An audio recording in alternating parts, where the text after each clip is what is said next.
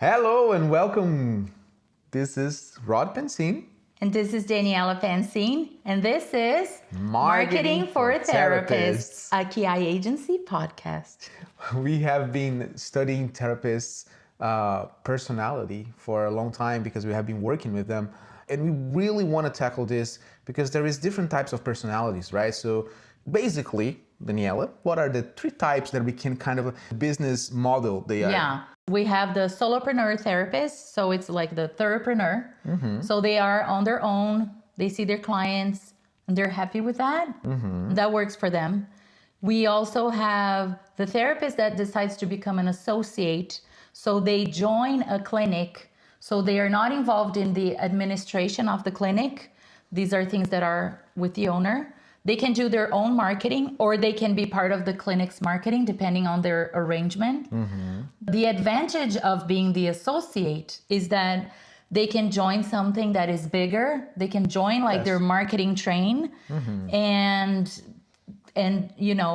just attract more clients. And then of course we have the clinic owners. They are therapists as well, but early on they decided that they would have multiple people on their team, let's say on their clinic. So they have multiple associates. We have amazing clients on this field. They're very successful. They're more like on growing a business. So they are entrepreneurs maybe first. You can say that. We just want to be very, Generic. We're being very generic.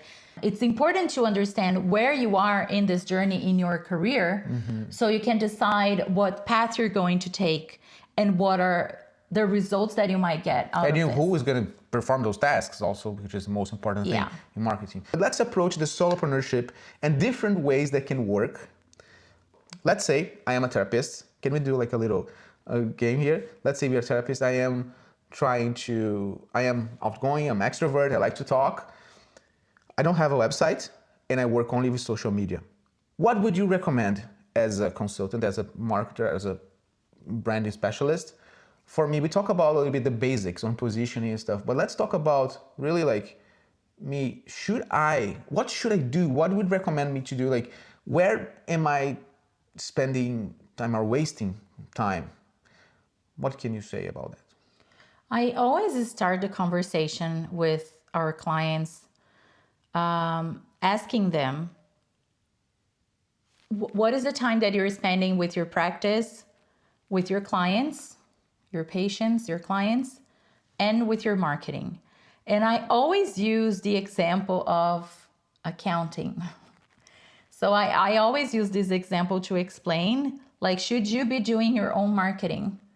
Because you're like a solopreneur, so I don't have the money or I don't have the budget. Are you sure you don't have the budget? Because the hours that you're spending learning how to do marketing and actually doing the marketing, implementing, and then observing if it's working or not, this is a time that you're not seeing your clients.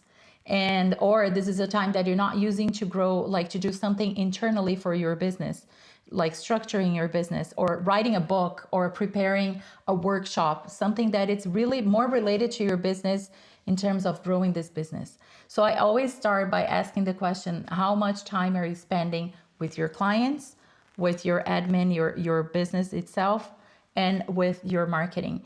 And the answer will determine how we can help them. But I always use the example, are you going to learn how to do accounting and do your own taxes? Or are you actually going to hire someone who has studied years and they have the certification, they have the experience, they're going to do it 10 times faster than you? So are you really saving money because you're not hiring a marketing agency to grow your business? And then not all marketing agencies are like that, obviously, but we try to adapt to what they need and create different packages. But I would say that a solopreneur, more than anything, needs to manage their own time and be very organized on how they're spending their time. When you are a clinic owner, you have so much going on. And it's always a lot going on. You are working to grow your business. But when you're a solopreneur, you might be wasting precious time to work with your clients, to work with the strategies behind your business and not working with someone that is so important for your team. You should have an accountant, a bookkeeper, a marketing person or agency.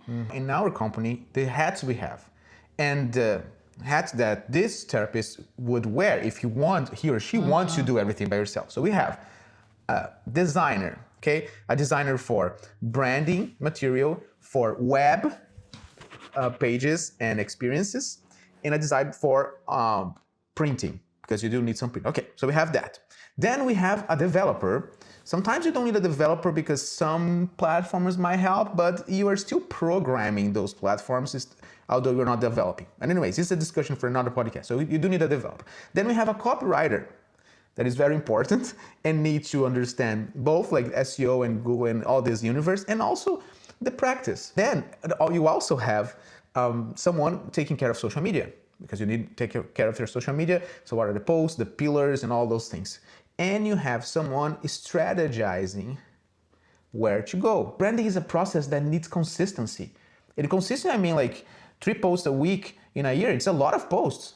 It's a lot of content. So you do need to have those materials. So if you want to create something, this is something you can create as a solopreneur. But then you need to find on all of those different areas, if you are doing yourself, like what do you need to tackle first, or so it's a lot of things. It's just a way. It's not like accounting, like you said, like accounting is not just like numbers. You need to know like to They study it a lot. taxes. There is like the like the balance sheet first. Right. There's all those things, right? So yeah, I think that's one thing. So let's move. Do you want to disagree with me? I like it. No, I just want to say that it really depends on how much they want to grow and their goals, because there's a lot of therapists that we also have met people that they say, oh, you know what, I'm going to work with word of mouth. I'm good. I don't need marketing. No, but they still have a calendar to fill. Like they still have like. But they still need to fill their calendars, and I feel like it is a misconception. We have people that come to us and say, oh, I can do design, and I'm sure you can, but is it like the best use of your time, and are you sure you're delivering the very best design compared to someone who has studied years to do that? It's going back to the accountant. Can you do your own taxes? You can, but how long are you going to take to do those taxes? And is it really, just compare the timing and the pricing and how much you're paying. Yeah. So I feel like, you asked, like, what is all the marketing that they need to do? Well, they need to communicate. Marketing is not about promoting yourself. Marketing is about reaching your audience, reaching your clients, reaching your customers. That's what marketing is about. So Rod was talking about building content, delivering content, because you're trying to reach out to those people. Everybody needs therapy. So when you reach out to people, when you share with them your approach, what is it that you're offering as a therapist? Your why. Your why. When you are sharing that consistently, that's branding, really. Branding is not design. Branding is not logo. Branding is positioning. So the way that you position yourself and that you communicate yourself to your clients, these people are so eager to connect to the right therapist. Yes. They're eager to find the person who will walk with them through what they're going through. One little tip that I can give, it's a big tip actually. Try to keep a record of answers or questions that your prospects ask you all the time when they are first calling you. Because those questions are if it's a pattern, you should just like go and fill out the blanks, right? So just start talking about that. Create the marketing based on real needs and real questions that people have, and real struggles and all those things, right? Keep it real. Well, let's move to the associate type of. It's the perfect solution for someone who feels like being a solopreneur is too small, but being a clinic owner is overwhelming. That's a great right? Great for it, yeah. And so the associate, they will join a practice, not as the owner and not as a business partner. They're part of that practice just like many other industries. They're part of that practice, and they are able to chime in some of the marketing decisions depending they on can the learn. arrangement. Exactly. But they're also able to be part of something big without all the hassle behind it. Like, you're not dealing with leasing, you're not dealing with the internet problems, you're not dealing with the structure of the place, the everyday issues that people face when you have a place to run, to manage. Before you sign up a lease and take that huge jump, it would be a great next point after being a solopreneur. And I think you can learn so much from it. And if you align yourself with people that they share the same vision and the same goals, it's such a powerful partnership to have. And can we jump to the clinic? The clinic owners that are our clients, what I see about them is that they are very eager. They have this passion for the business, that they really want to grow and they really want to reach more people. The more the better. They are like never settled.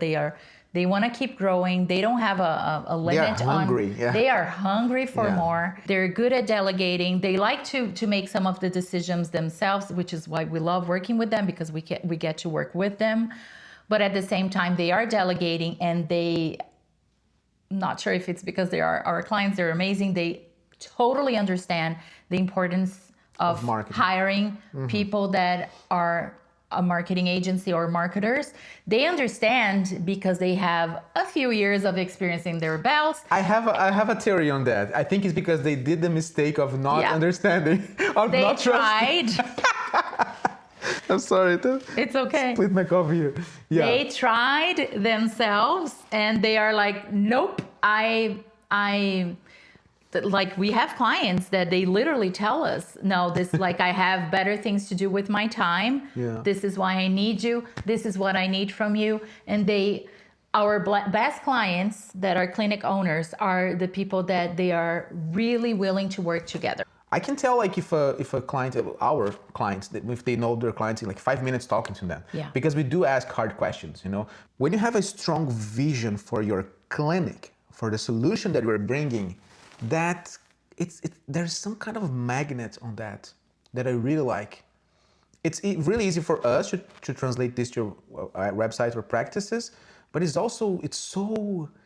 like magic. There's some magic around when I see very passionate therapists talking about their goals and their vision and what they want to do. So yeah, there's something there that I really like. Yeah, well, so are you a solopreneur or therapreneur? Are you an associate, or are you a clinic owner, or you're on your way to be a clinic owner? Where do you want to go? What do you want to be? Thank you for joining us today. Thank you. I'm Daniela Torres. I'm Rod Francine. and this is Marketing for Therapists. I'll see you next time. See